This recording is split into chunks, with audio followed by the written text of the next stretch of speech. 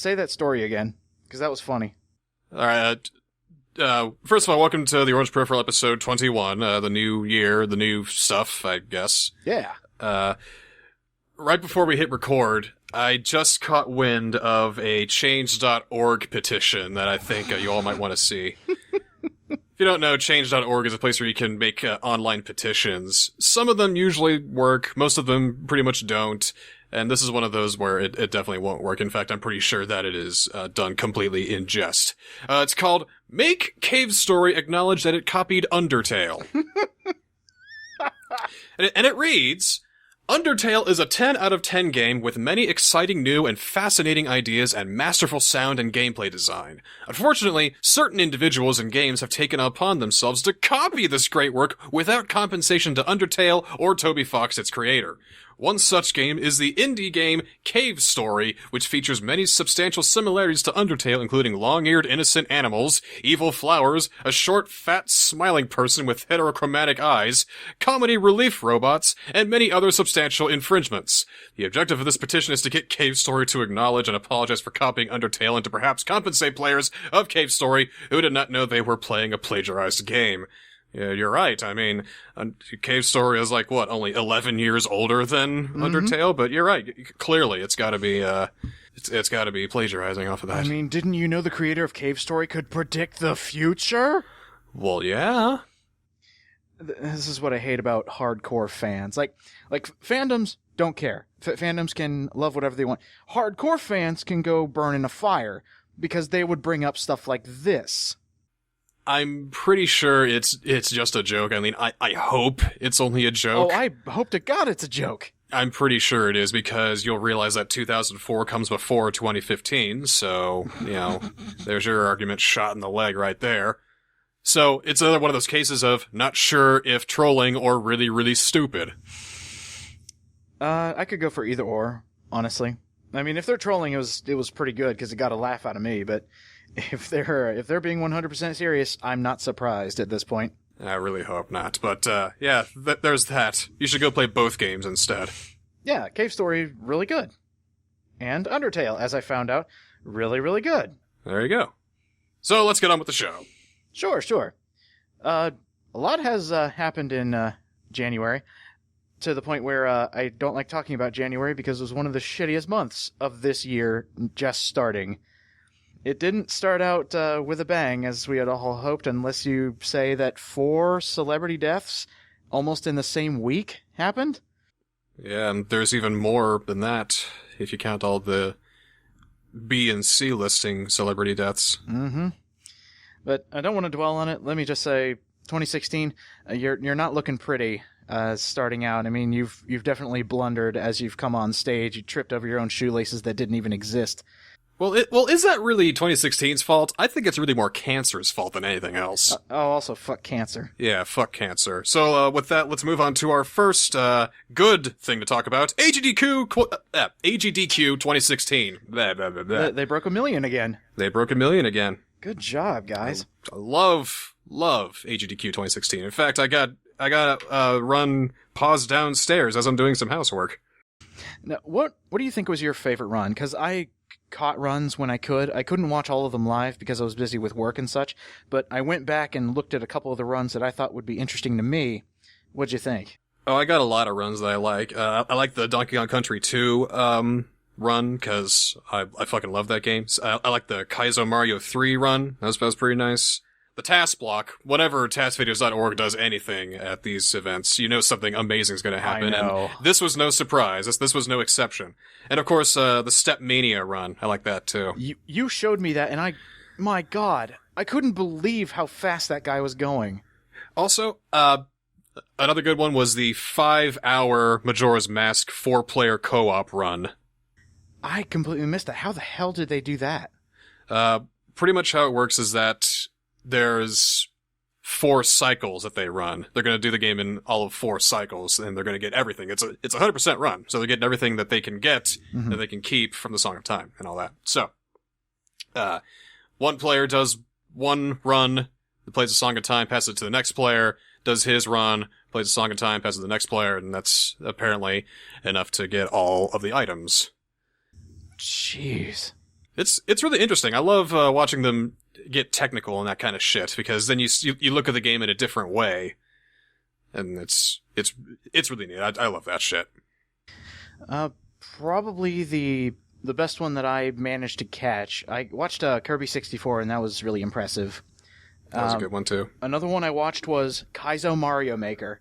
That was amazing, because all of these they use randomized levels. Like, they made a bunch of hard levels for the speedrunners to do, and then randomized them, if I remember correctly. Like, they could only choose up to 10, but whatever ones they got, they randomized. So they had to go through some of the hardest levels that I've ever seen. And live on camera, there is one really infamous Mario Maker level. It's the hardest one. It has a win percentage of like less than 1%. Nobody can beat this level. Is that the Pit of Pangaea or something? I think so. But you have to pull off, like, pinpoint movements. You need to actually know the mechanics of the game that they brought back into Mario Maker. Not to mention have perfect timing on a few parts as well. No kidding. Like, there is no floor for the first half of that level.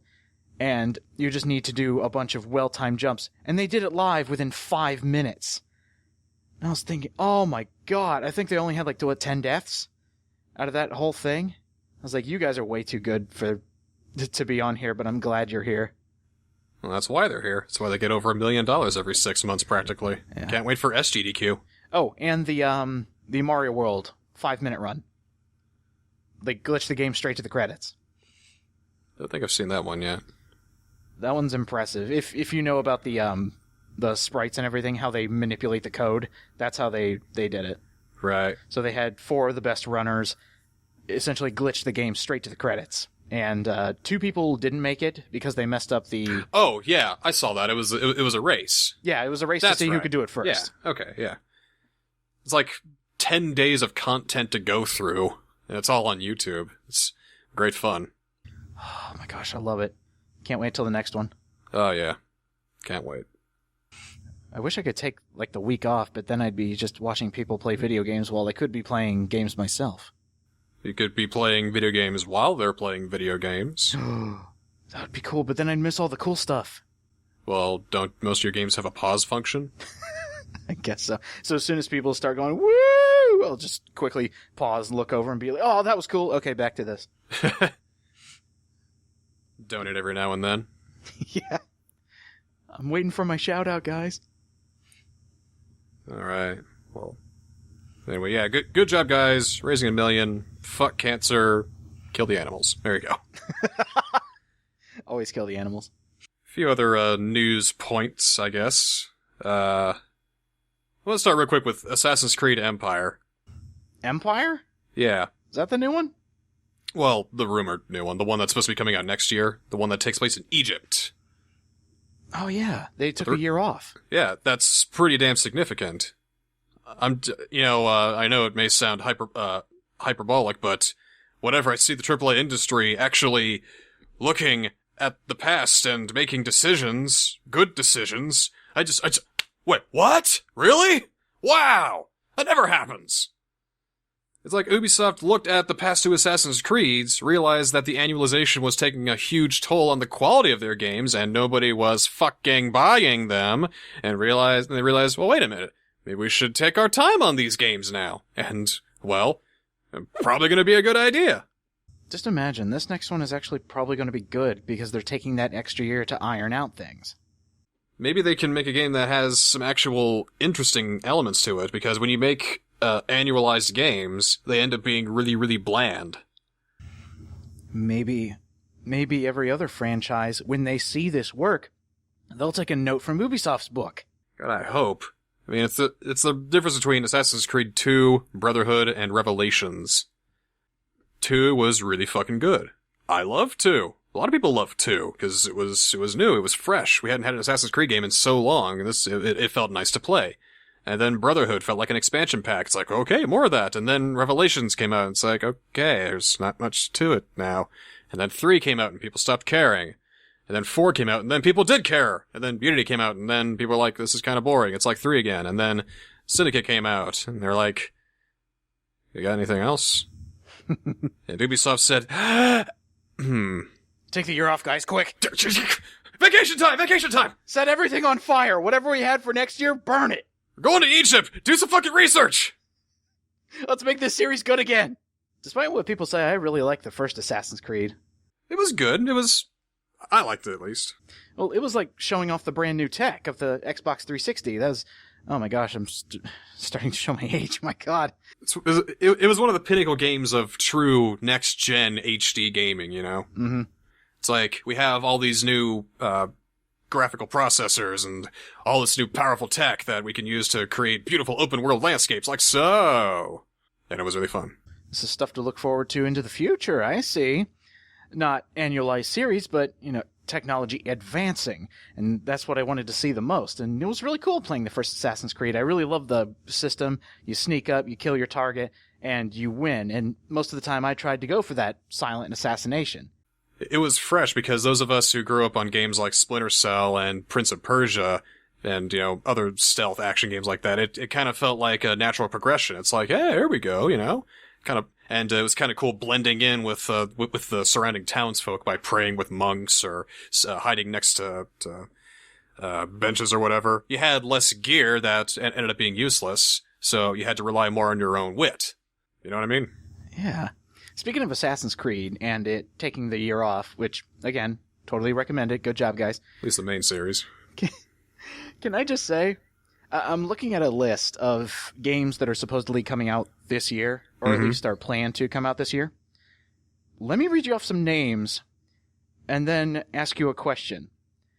Games to supposedly look forward to this year: Crackdown, Dead Island, Doom, Fable, Gears of War, Halo, Hitman, Mirror's Edge, Mass Effect, Plants vs. Zombies, Ratchet & Clank, Sonic the Hedgehog, Star Fox, Legend of Zelda. And my question to you is, what year is it?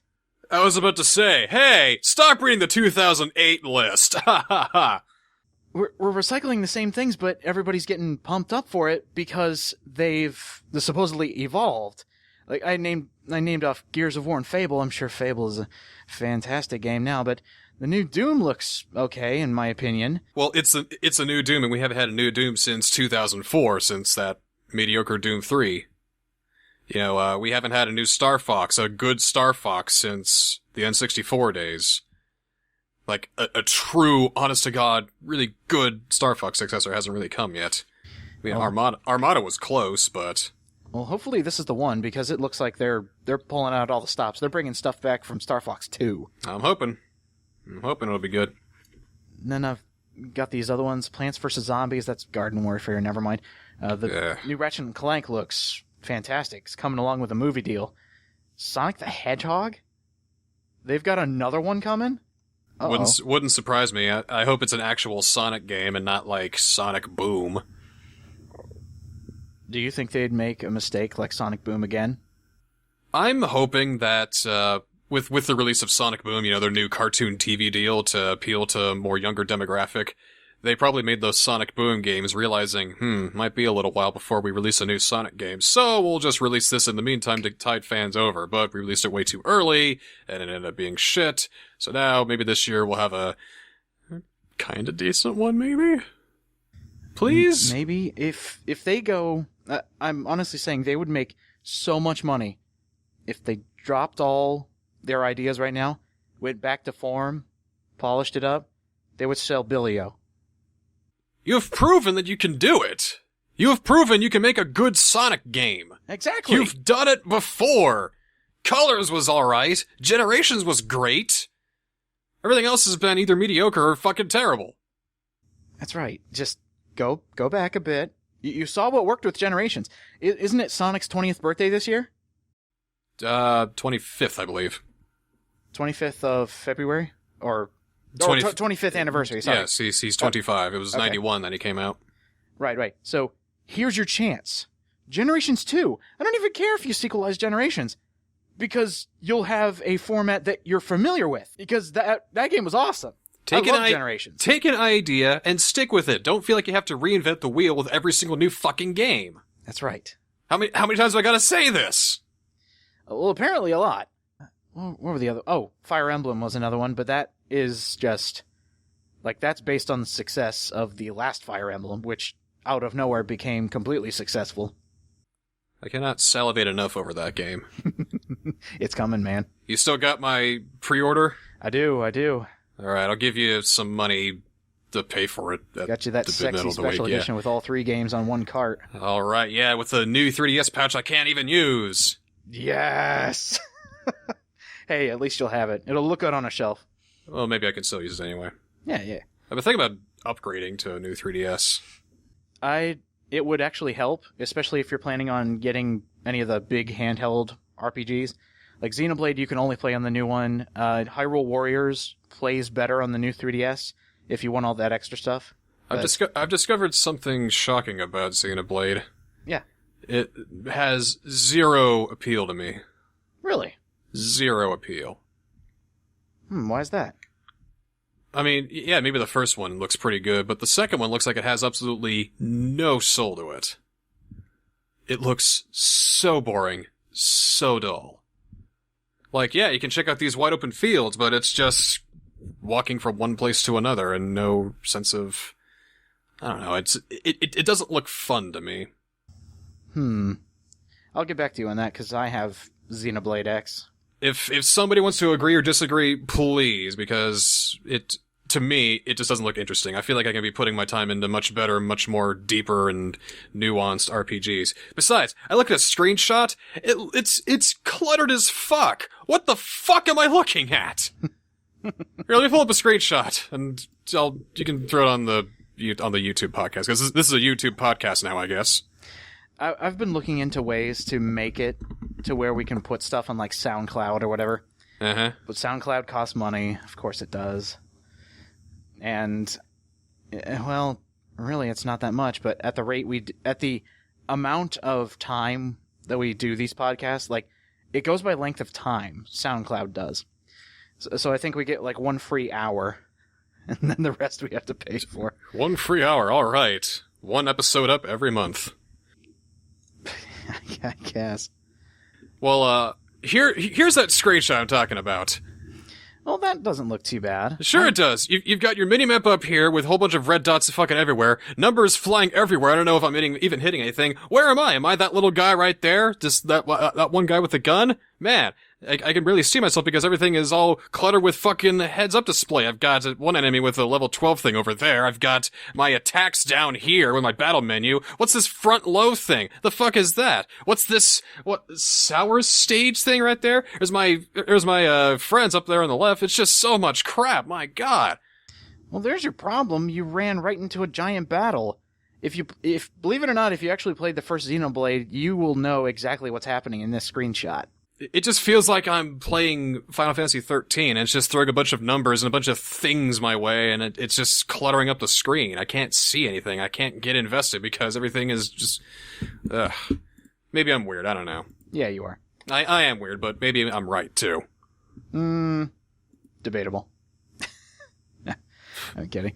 Oh, here's something I forgot that happened this month. What? I wish it didn't happen, but Activision Blizzard now owns Major League Gaming. Oh my God. Insert complimentary air horn. I'll give you like half a one. Okay. It'll go like, yeah, and then die.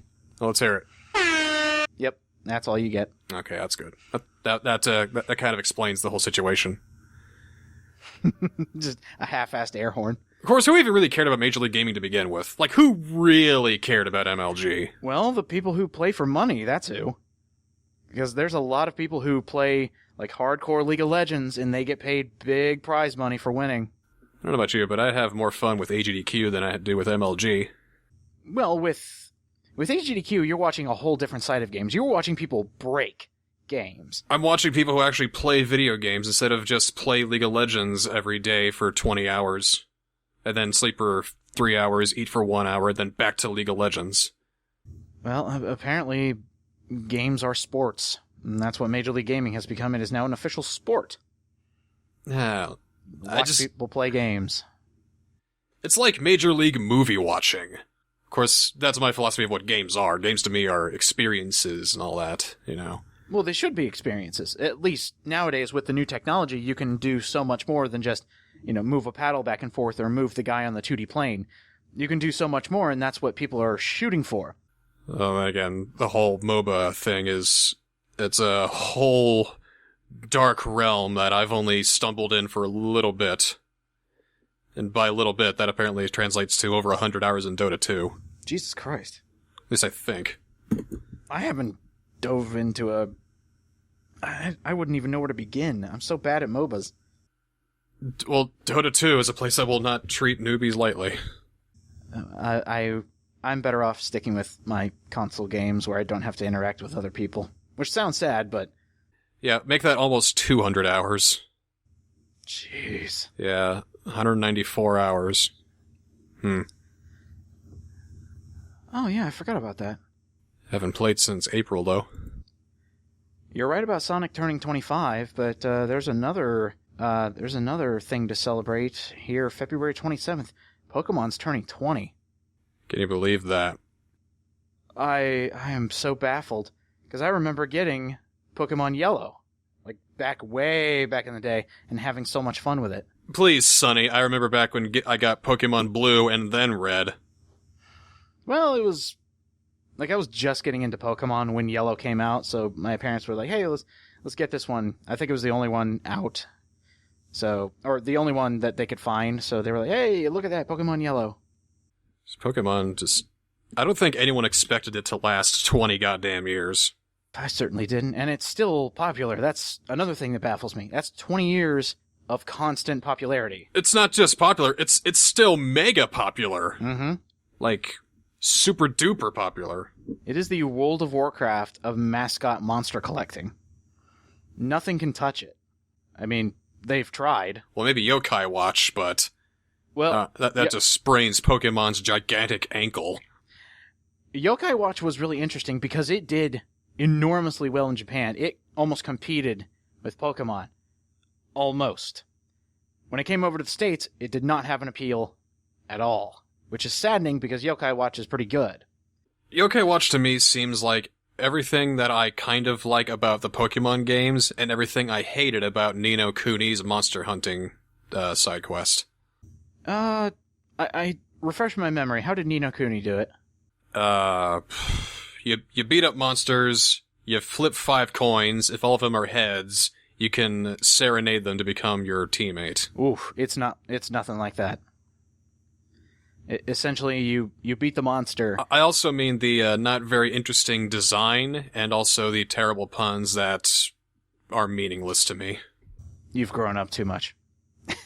I think I'm a little bit out of the age range for Yokai Watch, because with Pokemon, the thing that usually drives me in playing those games is deep nostalgia.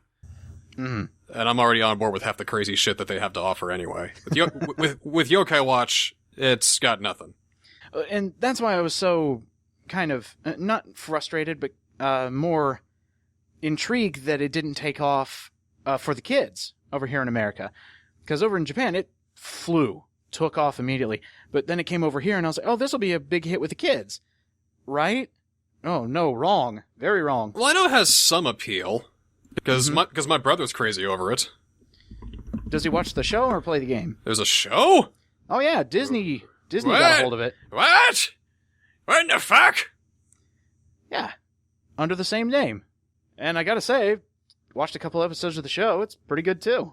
I mean, for a kid's show and a kid's game. Maybe I should preface it with that. So it's terrible. So it's terrible. No, then. it's good. Not all kids' shows are bad. You still watch My Little Pony. I haven't watched in a long time, actually. Naturally, me neither.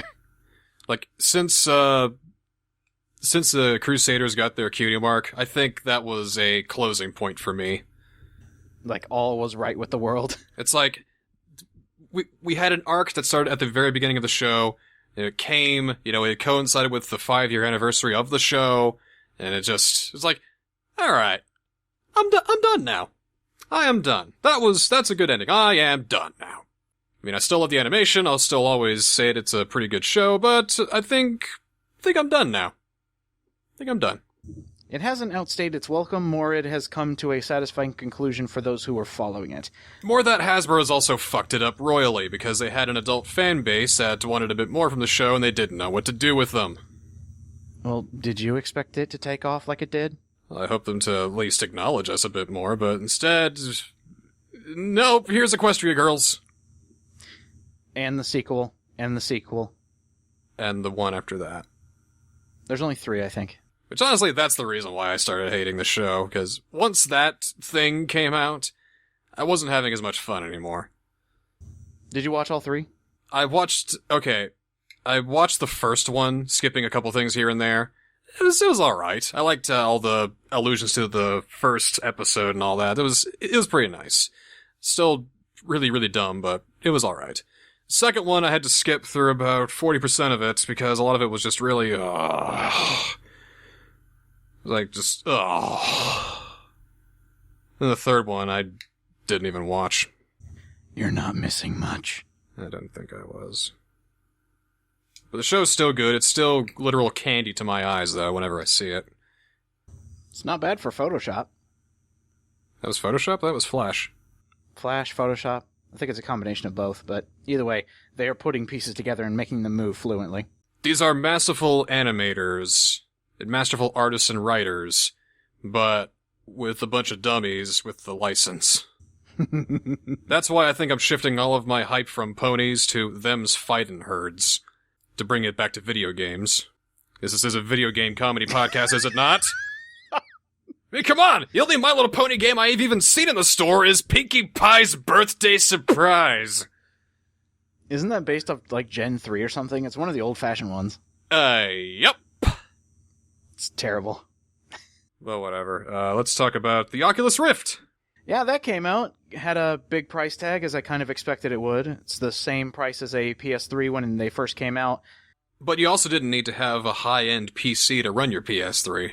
True, and that's kind of one of the negative points, but it kind of makes sense with the Oculus Rift. You have to have a PC that can run it, and also have the cash to put down for the Rift itself, which I don't see as a particularly bad thing. It is a negative point as a selling feature.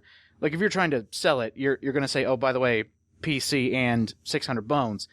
So that I see as a negative point in the marketing, but it makes sense to me that a powerful machine to render VR and make it look decent, it would require that. I think right now it's not meant for basic consumer electronics. I think it's for people in tech or particularly wealthy individuals. Because right now I don't see a whole lot of use for VR. And besides, why would I need an Oculus Rift, which costs $600, plus the fucking $1,000 computer on top of that? You know, on average. So that's almost $2,000 I gotta spend to have some latest VR technology so I can actually get 3D realistic waifu boobs. But that's unfortunate. But why would you do that when you can get Google Cardboard? Because here's the right thing about Google Cardboard. Google Cardboard is just that. It is a cardboard just device that you put on. You wear it like glasses, pretty much. It's adjustable, and you put your phone in there, and essentially that works as your VR device. It's only $30, and the best part is you're not tethered to your computer to use it. That's I had no idea this existed. $30. Google Cardboard. Look it up. If you want to get VR into the next gen world, into the real world, that's the way to do it. Because a lot of people already have high-end smartphones already that they use for other things already. And for it to, you get like a second screen app, have it communicate with your game device or your PC, and there you go. You've got VR gaming right there for $30 fucking dollars. That's kind of genius. Of course, it won't be able to render as much as the Oculus Rift, and that's what the PC is helping with, is being able to render those VR effects. Because I have seen Oculus footage, and it looks really good. But actually wearing it, I think I would have a different opinion, because then I would actually be experiencing the VR. And right now, all I'm seeing is flat imagery. I'm not seeing all of the virtual reality. My dad's working a lot with VR right now, so this is a topic that I'm kind of well-versed in. Okay. Eventually, it'll be less priced. I think when Sony and Microsoft finally sell their VR, everything will start coming down, and then more people will be able to buy it. And after the first run that we've had here, because the pre-orders are done, they're sold out in minutes. Well, yeah. And when it finally comes out, we'll have the early adopters saying yay or nay to the Oculus Rift. Chances are they'll say yay because they could afford it, they have the computer and all that, and they're saying, wow, virtual reality. But I want to hear an opinion from somebody who has spent plenty of time with it, not even mention the price, but has had plenty of time to experience everything there is to the Oculus Rift and tell me whether it's worth buying or not, giving the pros and cons. I would rather wait for something like that instead of somebody saying, I can afford it, therefore it's good. I think there will be a time when VR becomes much more ideal. It's not this year, though. No, this is a stepping point. Yeah, because the Rift isn't perfect and ideal, the cardboard isn't perfect and ideal. We gotta find some kind of medium between cardboard and Rift, I think.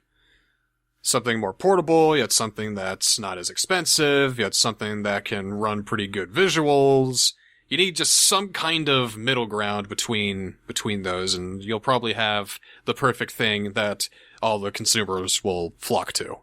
Now, I want to bring up Microsoft's version of VR, because they were able to show that off somehow through live stream, and that's they had a special camera to show off those those visuals. Perfect explanation of what they are bringing to the table when it comes to VR. But you got to think, this will be the same thing with the Oculus Rift. Once it's announced, once they got that price, people are going to say the exact same things about what they did for the Rift. We're going to get the same thing like 2 other times, and then hopefully it'll start settling down from there. Oh, you mean you haven't heard how much the HoloLens is going to cost? Was it probably like $1,000? Haha, up. Oh, $2,000. Up. Never mind. $3,000. Well, that's a toy for the rich people, I believe. Yes, that's all I see VR as. A toy. Well, game consoles are toys. Well, yeah, but I can do more with my game consoles nowadays. I use my PS4 to watch YouTube and Hulu now than I do to play games these days. Still do, though, but... Yeah, and I would say the newer gen consoles, they do make it very simple to get to the other things that I watch. Very user-friendly for the most part, I'd say. Yeah. What next? How about Kojima? We've had some updates about Mr. Kojima. He's been going all around the world and having a blast. I want to go. I'm so happy that this chapter for Kojima is opening up. He's doing this world tour. He's looking at these new technologies. He's pretty much starting over, and he's going to be making the same kind of amazing magic he's been doing since he's actually started to make games. So, whatever he's going to make, it's in good hands, and I can't wait. I just love the fact that in almost every photo you see like all the group photos where he went to Media Molecule, he's gone to Sony Santa Monica, he's gone to all these Sony places where they're making all these games, and all of them have the biggest grin on their face, especially the Sony rep that's accompanying him to all these places. Just the biggest smile, just saying, holy crap, he's brainstorming something.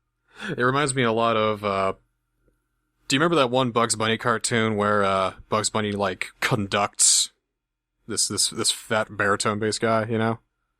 Oh, like the opera? Yeah, like the opera one where he's like conducting and he's like using his hands and all that. Mm-hmm. I'm kind of reminded of when he walks through the crowd in the audience and he's all dressed up as Leopold and everyone's going, Leopold, Leopold, Leopold, Leopold, Leopold, Leopold. So I think that that's what everyone's doing when Kojima's going around this world tour. They're going, Kojima, Kojima, Kojima, Kojima, Kojima, Kojima, Kojima. Oh, I love it. I can't wait to see what he comes up with. And since he's an official part of Sony now, he's got his own reins to do whatever he wants. This means he could probably help out with other games and other companies that Sony has under their wing, which also has endless possibilities. Yes, medieval sequel. Oh. Probably not. Well, you can always dream. Yeah. A gritty reboot of Little Big Planet. Ratchet and Clank running on the Fox engine. That would be weird. We can't use the Fox engine anymore. We gotta make a better engine. The Foxy engine, we'll call it. There we go. Just add one letter, boom, copyright infringement, done. How about the XOF engine? The Zoff engine. There you go. Is that how you pronounce it? If you played Metal Gear Solid 5, you'd know what that means. No, I kind of figured, but... Because XOF is the organization that would usually clean up things that Fox would do, so the XOF engine is cleaning up all the shit that the Fox engine made, you know? Have you seen Kojima's Twitter posts days after he left Konami officially? No. I'm gonna have to find it for you later, but there's one where he's drinking a mug, and he says, "The delicious tears of Konami."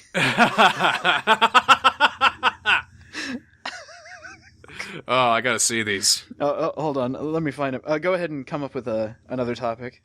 Well, only I did this, so I'll talk about it. Square Enix releases Omicron in honor of David Bowie. Omicron, the Nomad Soul, because David Bowie voiced 2 characters and helped with soundtrack and all that stuff, so it's pretty much the David Bowie game now. And they released it for free. It ended like the 22nd of January, but they released it for free on Steam, and I haven't played it yet, but it's kind of weird that they ran out of stock. It's very strange. I've never had that happen before, where a digital download ran out of stock. I can imagine that they ran out of licenses, but then again, how can you do that if you have a keygen somewhere? I don't get it. It's Square Enix. I'm not surprised. I sent you that, by the way. All right, so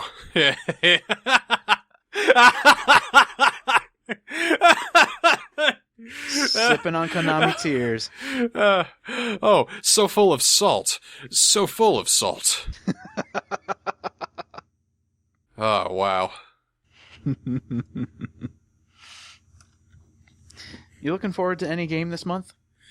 Fire Emblem. This month being February? Fire Emblem, absolutely.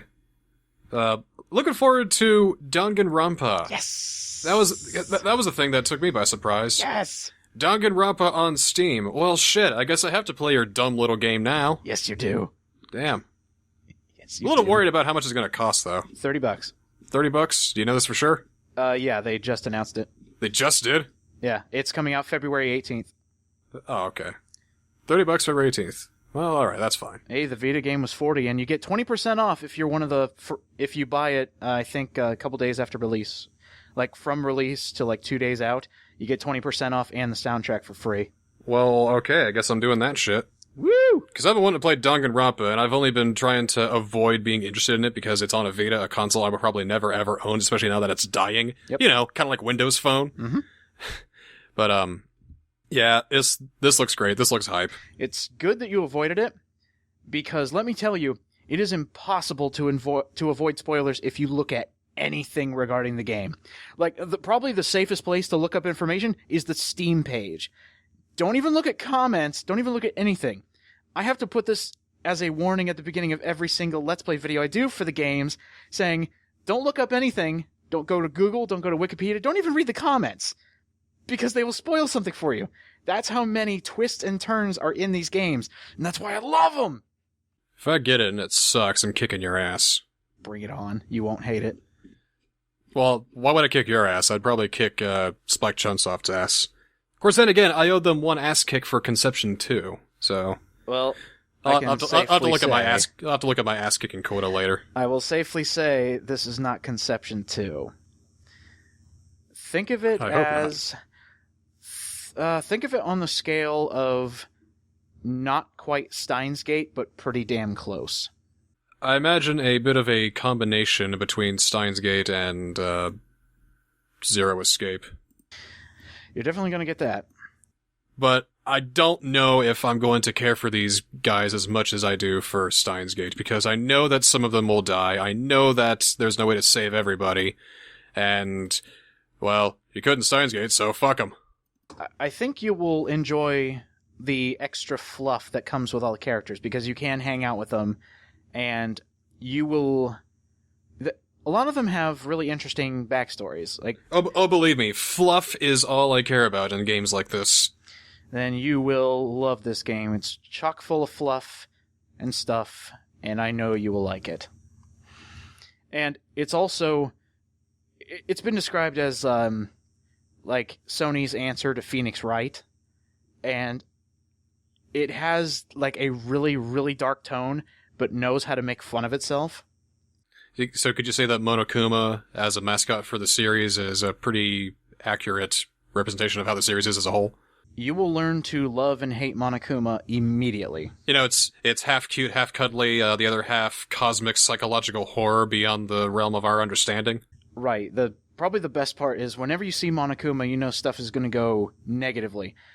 But there are some points where he has made me laugh more than I could hate him. Well, it should be fun, and I really hope I do. I'm pretty sure I will.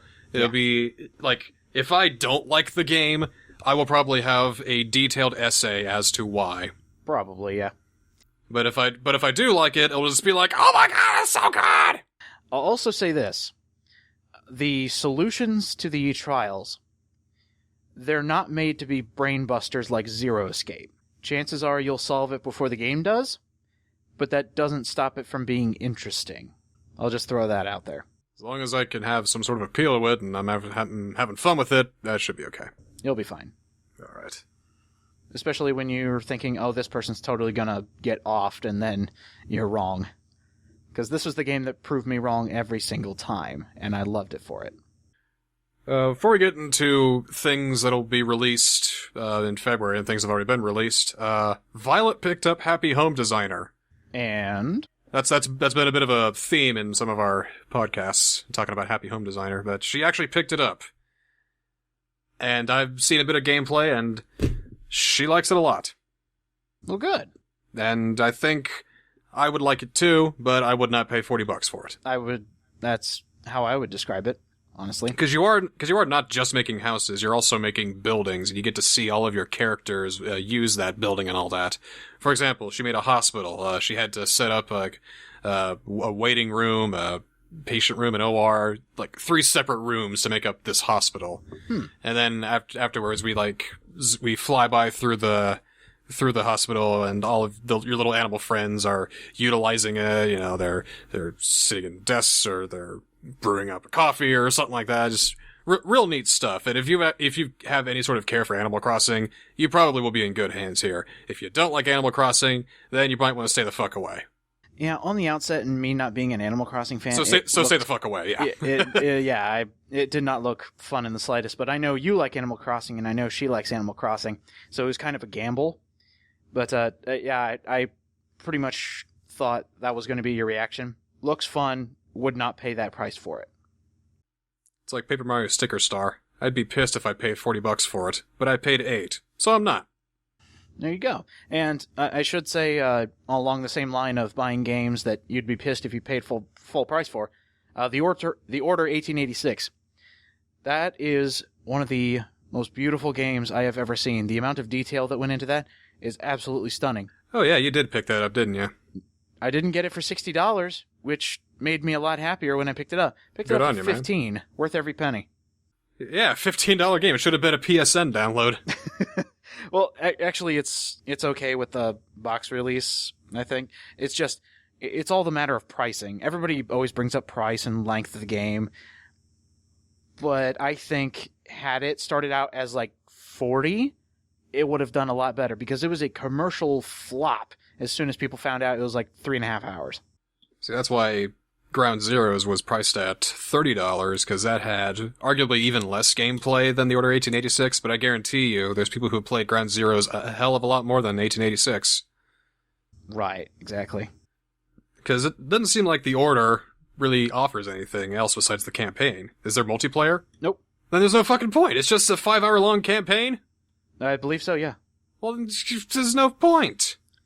Right, but it was Sony's way of trying to get their money back, because they obviously spent a lot of cash trying to make this game look good. They should have put their money more in Bloodborne, because that clearly was the PS4 darling of the year that they thought 1886 would be.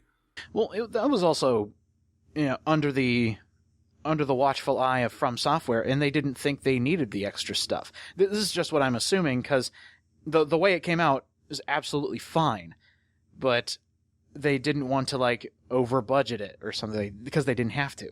Well, they budget their games pretty damn perfectly, because if you have just, if you focus more on the maps and less on cutscenes and all these animations, you have less to really program and animate, and you can just make nice maps and work around that and make good gameplay out of it.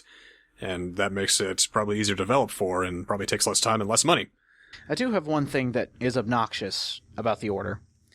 And just one? I barely noticed it when I started it, because one of my birthday gifts this year was actually a new TV. Brand new HD. Put in the Order just to see how it looked. And I noticed something, not immediately, but there was something bugging me. I was like, what is wrong with this picture? Because this is a fantastic looking game, but something seems off. Oh! You walked into the ball scene, didn't you? The widescreen movie bars. Oh. There's two giant black bars at the top and bottom of the screen to make it look like a widescreen film. The letterboxing. Oh. That is obnoxious. It's not a movie, it's a game. I think we can all agree that letterboxing is pretty damn obnoxious. Yeah, it is. I mean, you want to make it cinematic, fine, but you want to cut out 30% of the game to do it. Probably not the best idea. No, and this is a prime example of a game that's trying to be too much like a movie when it's a friggin' video game. You can make cinematic video games. I've seen them done before. They're pretty damn good. But you gotta do it right. Just because you make a lot of cutscenes and you do a lot of really fancy visual stuff doesn't mean that that's a good game. You know what I mean? Mm-hmm. I mean, oh, yeah. And just looking at my my collection over here, it's like difference between a game like Metal Gear Solid 4 and Bravely Default, I guess. Two very different games, but I see what you mean. That was the best. Okay, fine. Star Ocean 4. They're both kind of HD, both released around the same time. One of them felt really, really immersive and really felt like a cinematic game. The other one, you about halfway fall asleep through most of the time. Well, that's also a change in personality, I guess, because those two games are not very similar. Probably in the length of cutscene, maybe.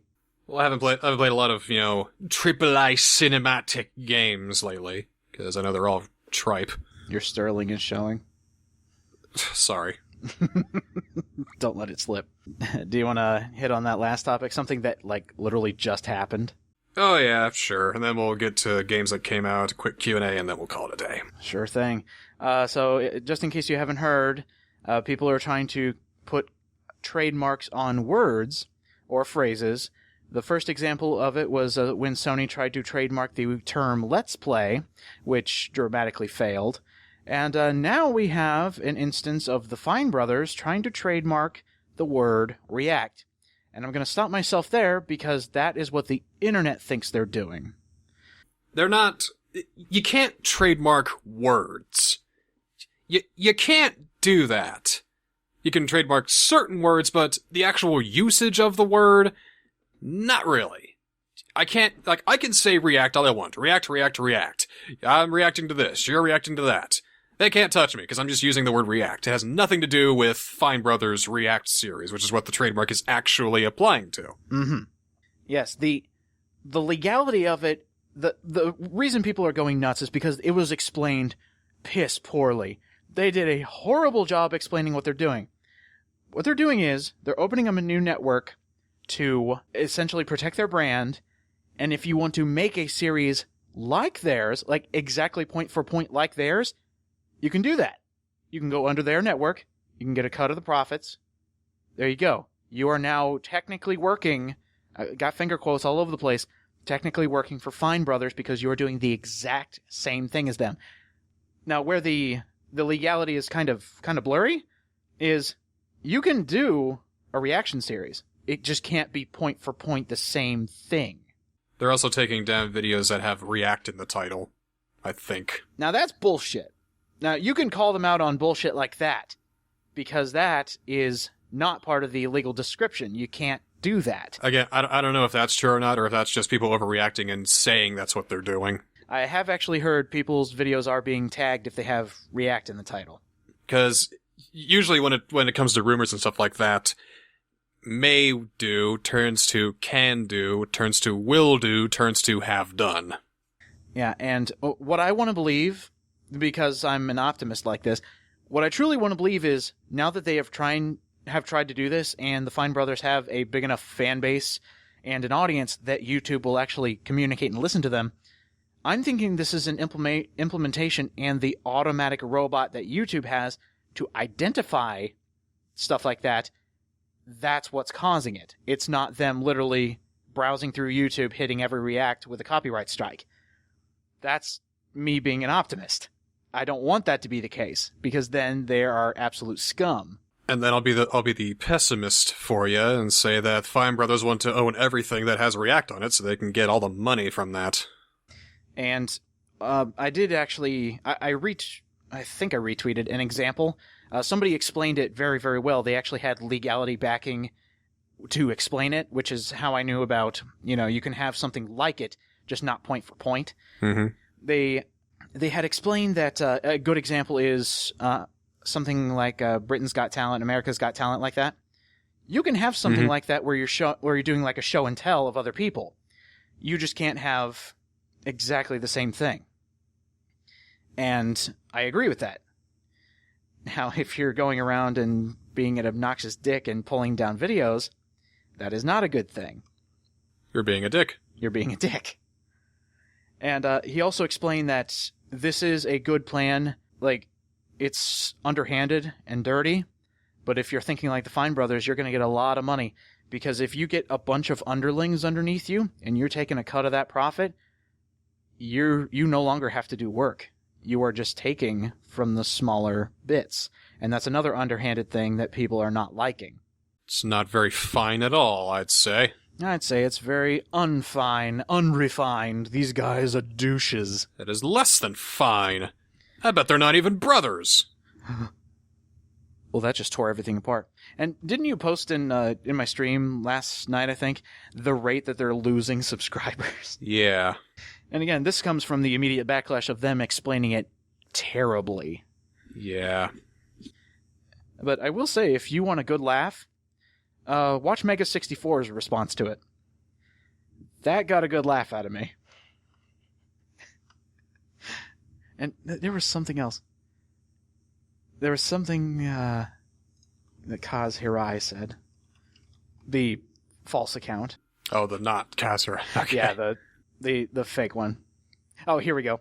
PSN is down for many, but our PSN status site says everything is okay. This is because PSN is currently working exactly as expected. And then the one right after that. Last week, we were unable to trademark the phrase, let's play, but we did get the trademark for currently undergoing maintenance. That's pretty good. I love this parody account. Alright, let's maybe look at some games that are coming out this month now. Okay. I've got a list here. A lot of them are pretty much skippable. I noticed a lot of remastered games, a lot of Sony remastered games coming, which I am okay with, because a lot of these I never got to play or finish. So you got Gravity Rush remastered. I might check that out. That looks pretty good. Valkyria Chronicles remastered. I would highly recommend that one. That is a very good game that I never got to finish. Is that just the first one? Yes. Then I might just get it for the PS3 then for $10. Unless if they add some things or whatnot. But if it really is just a port, I'll just get the PS3 version for cheaper. Thanks. Yeah, I would say look into that and see if it's a port. I just know it's got the remastered. It finally has trophy support.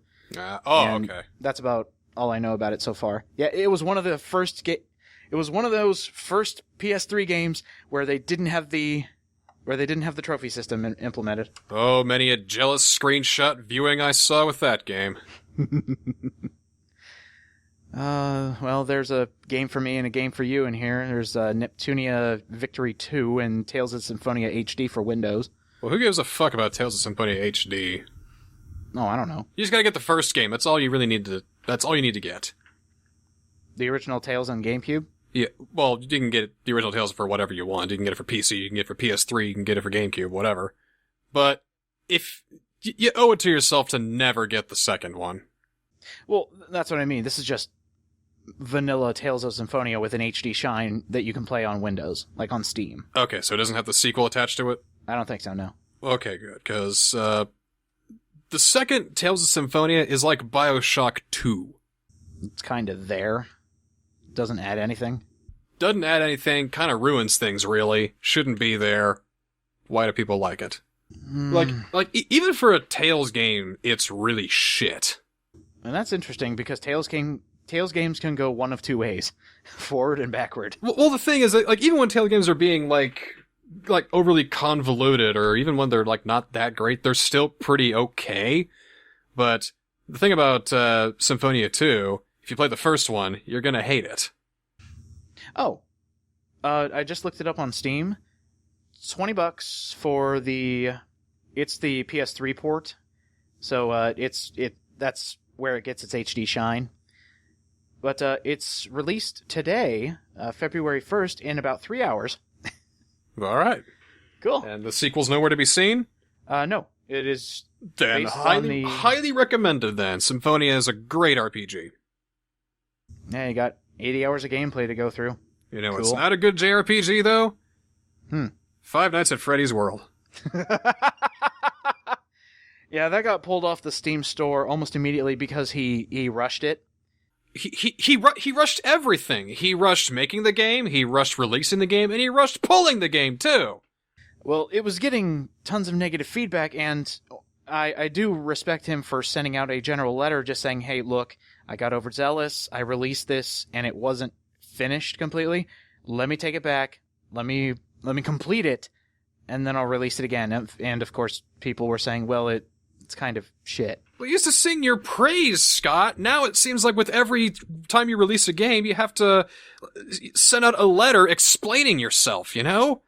I mean, I would say stop with the annualized release, but we haven't even reached that point because you released 3 games last year.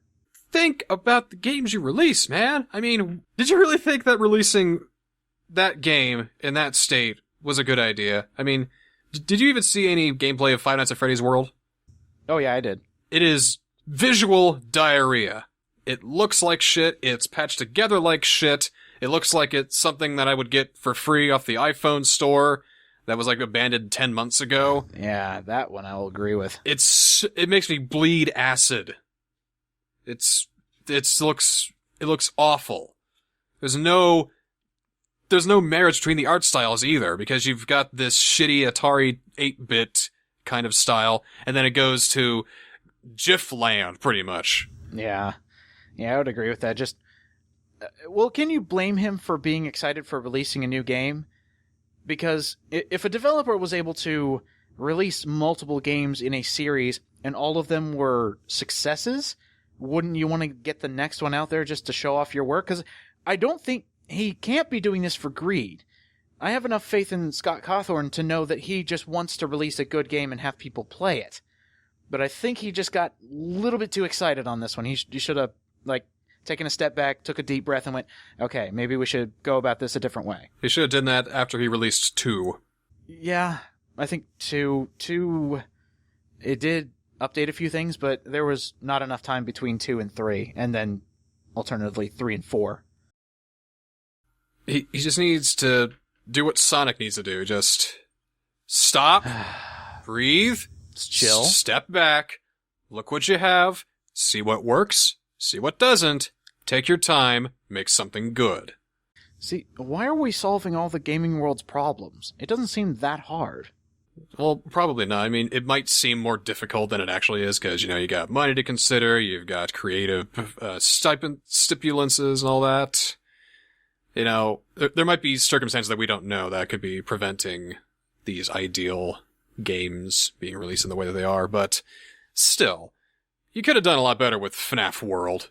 Because you're independent, you're making bank as fuck on the Five Nights at Freddy license, so it's not like you're hurting, are you? Are you? Sheesh. But there's really no excuse. Nah, man. But, whatever though, you pulled it, you decided to give everyone the refunds, you release it later for free, if you have to rush a game and admit that it sucks, that's a good way of doing it. Yeah, and I completely forgot about that. Yeah, he was working with Steam to have everybody who wanted their money back to get it back. I will give him props for that, because that's owning up to your mistake, but he probably should have waited like another week or so. another week? Try in like another month. Like, maybe make it free to play or make it 90% off permanently or something like that. I don't know. Why not, like, release a demo first? Get some feedback. Should have released a demo in the first place, see what worked, and then people could have told them about the garish art style. That is true. That is true. But also on Steam is something that I'm, like, I can't believe I'm looking at this. Right now, you will see a game that is called Romance of the Three Kingdoms 13 in new releases. It is $90. What the hell? $90 fucking dollars. And I gotta see this. And Hold it's on. not even in English. What was that called? Romance of the Three Kingdoms 13. Fuck me, that is $90. $90, not even in English. January 27th. It's from Koei Tecmo. What is it? It's the sequel to the greatest Chinese history military strategy ever. Damn. But it's not in English. That blows my mind. You have the gall to make a, well, arguably incomplete. Oh no, here it is. You have an English about the game, but nothing else is in English? I don't get it. I'm looking at some of the reviews here, and I see people giving it negative votes. Kind of expected that. It currently holds a mixed 54% rating out of 688 user reviews. Yeah, it's like right in the middle. But I'm looking at this guy who played 77.8 hours on record, and now he decides to post a negative review. I don't get Steam reviews sometimes. Well, the fact he's talking about Romance of the Three Kingdoms and Nobunaga's Ambition means that he's probably a big fan of these types of games. So he probably had 77 hours to determine, yeah, this game's really shit. Okay, I can understand from that perspective. I mean, look, even this Chinese guy who just posted in Chinese, I don't know what he says, gave it a thumbs down. No, I had no idea that existed, and now you have opened my eyes to Steam games that are way overly priced and not in English. Why the fuck is it $90? Licensing? Why bring it over then if it's going to be $90 fucking dollars for a game that's apparently not even all that good? Or in English? That amazes me. I can't believe they did that. I couldn't believe I was looking at it for a minute. Is this Koei Tecmo's way of trying something new? Seeing if they can release a game without it being localized and see if people will buy it anyway, so that way when people actually do localize it, they'll buy it again? Or maybe we just have the Steam Workshop so we can build our own translation. Yeah, maybe. Like, instead of saying enemies attacking from the rear, you can put Koei Tecmo as a bunch of stupid shitheads. Yeah, just ROM hack it to death. There you go. Or not ROM hack it, just hack it. Other games coming out. Project Cross Zone 2 is a thing. I don't know if I want to go for that just yet. I'm still having PTSD from the first game. I was thinking that. Wait for it to go down in price. Since this is it's a combination game, it'll probably go down in price just like the first one did. And then you'll be able to play as Leon Kennedy and Phoenix Wright. I can't wait. Can't wait for that. Also coming out, or came out, The Witness. Jonathan Blow's much anticipated second game. Yeah, I don't know what to think about that one because I've heard mixed, but mostly positive. The way I see it, it's how you're supposed to do a walking simulator. That's the way I consider it. I haven't seen a whole lot of gameplay elements about it. Like, I know there's a lot of exploration. I know there's puzzles. I know a lot of them are really difficult. I know a lot of them have to use your brain in ways you didn't think it could be used to solve them. Mm-hmm. But the thing about this is that it is indeed a walking simulator. Just because there's not a whole lot of action, you're walking around from place to place. But the thing is, there's gameplay. You're invested in something, you know? Right, and from those perspectives, I'm really interested. But one of the things that I just can't get past is, even with all of that stuff, and I am a big fan of puzzle games, just for some reason, when I look at negativity and I compare it to something else, so when I see negativity, I immediately compared it to the price. It's $40. Now, I shouldn't be worried about that, because if it's a good enough experience, it'll be worth every penny. But I don't think puzzle game walking simulator equates to $40. Well, think about it as you're not just paying for a puzzle walking simulator. That's just a sort of general term that people on Steam will probably use. But think of it more as more ambitious than that. Because Jonathan Blow always puts 100% into all of the games that he's ever developed. I mean, that game was made solely through his Braid money. Mm-hmm. And that was it. And, I think it's a nice next step for him because now he's dealing with more complex graphics. He's dealing with, more complex gameplay as well. I think it's a nice natural progression. And I hope that he uses the money from this game to fund his next game. So, I think his game depends on how much money he gets. So with Braid, it was a 2D artsy platformer, and he used that money to make The Witness, which is a 3D explorative puzzle game. And I hope that he'll take the sales from this game and make a retro 2D platformer. We can only hope. See, I'm okay with everything that The Witness has to offer. It's just when I have so much of a variety now, and I'm still looking at the price tag, even though I'm never that stingy about it, I think I can wait for, Steam sale. Unfortunately. Until then, I think we can be safe in kind of grouping this over with The Beginner's Guide and The Stanley Parable and Gone Home as walking simulators that work. Yeah, I'll agree with that. I think we can... That seems safe. And that's pretty much all the big ones. We've already touched on Fire Emblem and Danganronpa. How about Pony Island? Pony Island. Yeah, that came out in January. Shoot. I have beaten it. Recommended? Without spoiling anything? Very recommended. On a scale of 1 to Undertale, how good is it? Let me put it this way. Undertale was a really, really, really, really, really good game, and everyone deserves to play it. Even if you've seen a Let's Play, you deserve to play it for yourself. Here come the knockoffs! Oh, really? You'd give it that title? I would call it I call it an Undertale knockoff, but I don't mean that with any sort of malice at all. I mean, it's an Undertale knockoff in that it's a relatively brief experience. It's got several fourth wall breaking things about it, and it's got a lot of elements from Undertale. In fact, there's a fucking Undertale reference in the game. Oh dear. And it's not even a canon Undertale reference. It's from the fandom, pretty much. Oh lord. They delved into the fandom for a joke? Well, not really into the fandom, but the point where they do a lot of unconfirmed stuff from the canon and all that in this one Easter egg that they do. I mean, I can't tell you about it because not only is it spoilers, you wouldn't get it. Oh, okay. But it's during one of the credits. Okay. One of the times you click on credits in one of the title screens of Pony Island, you will see the Easter egg. So keep that in mind, everybody, when you're playing Pony Island. And by the way, pick up Pony Island. It's $5. Or free if a really cool, awesome guy buys it for you. Well, yeah, okay. Or if the TheNSCL buys it for you, that's fine too. Yeah. Jackass. I'm just kidding, man. Thanks. So do you want to wrap it up with a little bit of Q&A action? Oh, one more thing. Mario & Luigi Paper Jam. Yes? What have you heard about it? I've heard pretty good things, but I've heard that I guess the magic with Mario & Luigi RPGs are kind of becoming run-of-the-mill. A little bit. But I don't know if that's the term for it, but... Do you like Mario & Luigi games? I do. Do you think that you're going to have a fun time with this one? Probably. Do you like the Paper Mario games? I've never finished one. You'll be fine with this one. Okay.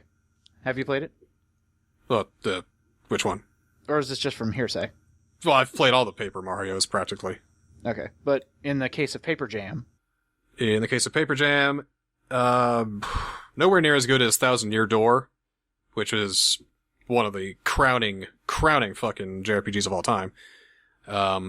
I'd say it's better than Super Paper Mario, better than Sticker Star, but third only to the first two Paper Marios. In terms of Mario & Luigi, I haven't played Dream Team, but it's pretty much just like more Dream Team. Gotcha. So it's like if Dream Team and Sticker Star combined and they made a Mario & Luigi game out of it, and I'm having fun.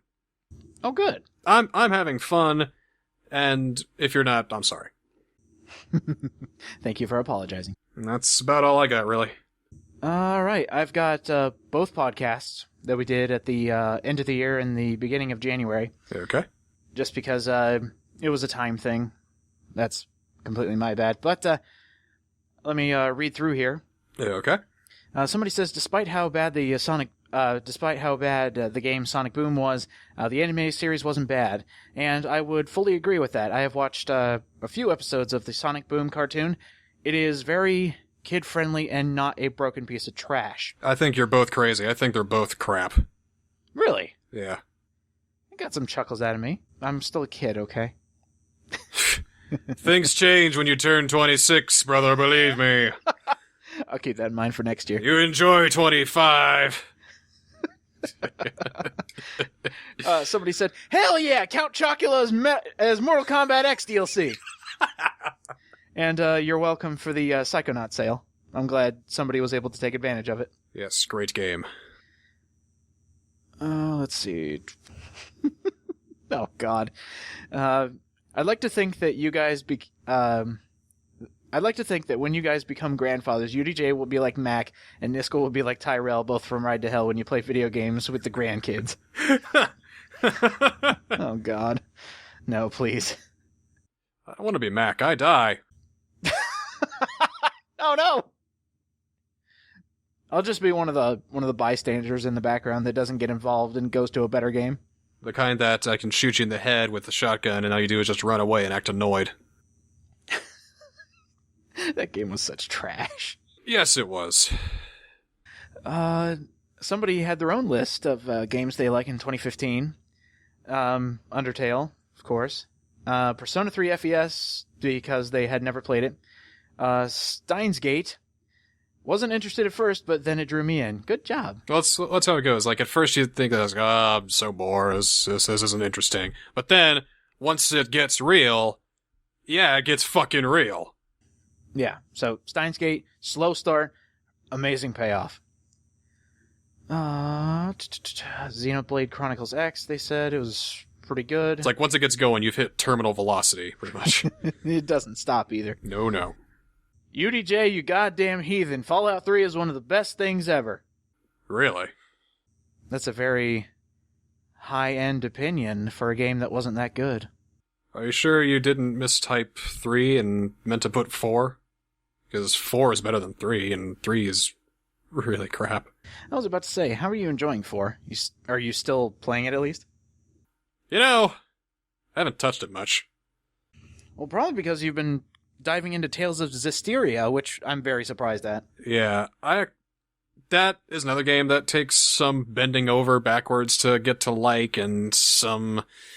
Yeah, I gotta let some things go, but then once you do that, I'm having a great time. Excellent. Because the thing about Tales games is that even when they're not that great, they're still really good. Unless you're Tales of Symphonia 2, then you're just not good. Like, really, in the history of the Tales series, there's only been like a few that people say literally do not play. And that's Symphonia 2 and Legendia. And maybe Xillia, in terms of story. In terms of story, Xillia and Xillia 2, I don't think they needed a sequel. But... Well, I haven't even played Xillia, because I don't care much for Mutsumi Inomata. I'm all for Kosuke Fujishima. Is he the one that drew, or did the art style for Zestiria? See, that's the thing. Zestiria is a combination of both character designs from Mutsumi and Kosuke. Oh. But Symphonia, you can tell it's good because that's all Kosuke. Vesperia, that was mostly Kosuke Fujishima. Oh, and I love Vesperia. Oh, yeah. Damn it, now you want me to play JRPGs. Legendia had no Kosuke. It had Mutsumi and some other girl, and didn't work. So Symphonia 2? Oh yeah, it had all the characters that Kosuke designed, but then they hired some new guy to design all new characters. And that was a dumb idea. Maybe I should play Tales games. I've got plenty of them. I just don't know where to start. I'll just start with any of them. I've got Tales of the Abyss coming in the mail. Which version? It's just the Japanese DS version. Oh, okay. Sorry, it's Tales of the Tempest. Oh, I was about to say, Tales of the Abyss you can get on 3DS. Not Abyss, Tempest. Tales of the Tempest. Okay. It's regarded as one of the worst Tales games ever. We're gonna do an LP of that since you can't get Raven's Cry. I'm gonna import it, and I'm gonna find out why. So that's Have fun with it. That's on the way. Yeah. So, what do you got in the pipeline as far as videos? Did you check out my Donkey Kong Let's Play? I did. Very enlightening as an episode 0. Well, yeah, I'll explain why it's episode 0 in the next episode, which is episode 1. I kind of understood it, because it's a retread of the old Donkey Kong, and then everything changes. It was more like a prologue chapter, and now we're in chapter 1, stage 1, world 1, level 1. Enjoy that. So you have... Let me see if I get this straight. You have Okami, you have Sonic Adventure, you have Donkey Kong. And Law and Order. And Law and Order. That's like almost one for every day of the week, dude. That's because I'm working... this next part of Okami is going to take a long time to do, because I have a lot of stuff that I really can't record live. I have to do a lot of side editing and all that. That's the fishing. That's this one stray bee. That's going to be a pain in the ass. I've got 2 Devil's Gate trials to do, but really things will be a lot easier once I get all the money, because money is a big important thing we need right now in this point in the game. Okay. So I'm just doing Donkey Kong while I'm doing Okami. Gotcha. For me, currently, I'm working on bonus episodes for the original Danganronpa, Dead Rising, Resident Evil 2, and as soon as I can get most of those finished, like probably after Danganronpa and Dead Rising are done, because Resident Evil 2 is going to take a while, you and me are going to start another one with a little game called Super Mario Sunshine. When are we going to play a game I haven't played yet? After, well, I don't know. It depends on when people want it. Still want that Time and Eternity Let's Play. Still. Me too. Because I don't have to play it. It's not that bad, I think. I hope. Certainly looks the part. I'm definitely going to have to play through it once, just to see what I'm doing. And just like all other playthroughs, it's going to be a 100% run. It'll be fun. Oh, you don't have to do that to yourself, dude. Nah, I'll do it. Ride to Hell wasn't a 100% run. Nah, but I have a reputation to uphold. Yeah, I think your reputation would suffer if you were known as the guy who 100%ed Time and Eternity. Time and Eternity. Shit. No, go back to watching Persona 4 How many Golden. hours playing that game? Are you serious? No, please, go back to Persona 4 Golden. Watch that instead. Watch Danganronpa stuff. Please. So what I'm saying is, you don't need to dedicate a lot of effort into Time and Eternity, because clearly the developers didn't. I Why? think we've covered it. I think January can officially close. February can now start. And, yeah, the OP has now gone into 2016, and we're going to keep going. Yeah, we are. Take easy, guys. See you at an undisclosed time in possibly the next month. I can guarantee by the time we get there, me and the TheNSCL will be salivating over Fire Emblem, probably. Yes! Because... Fire Emblem! Oh, I'm gonna blow a load. And in fact, you know what? Screw next month's podcast. We'll still be playing Fire Emblem. Welcome back to the Orange Peripheral episode 23, also known as Fire Emblem Fates Part 2. Woo! Fire Emblem! Now, I know the last episode was 10 hours long, but we figured we could at least double that in this next one. So, okay, let's talk about the second chapter this time. Oh, Lord. And by that time, the third campaign will be released, and then we'll be golden. Oh, and a couple last things. Everybody needs to know, because it was just recently announced, Bayonetta and Corrin, February 3rd, you can finally download them.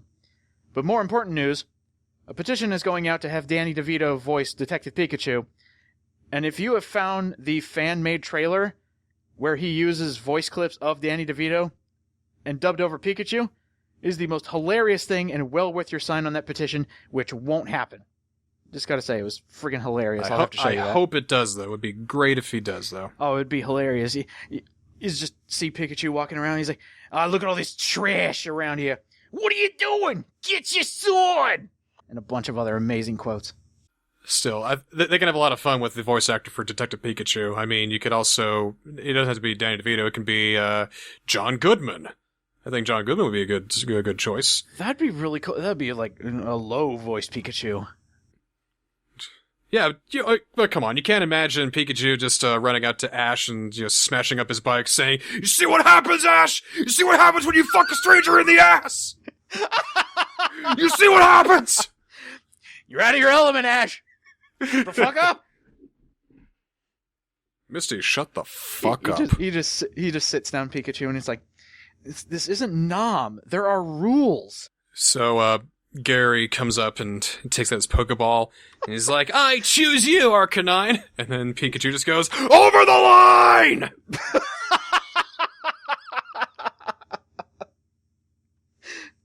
He's discussing. Ash is sitting down discussing with Pikachu, and you see Gary on the other side of the bar. He just looks at him and he just goes, the Nihilists. All right, well, we've gone off topic, and if you thought that whole thing was really pointless and stupid, and you think we're fucking idiots, well, that's just, like, your opinion, man. Time to go watch The Big Lebowski. See you guys later. Later.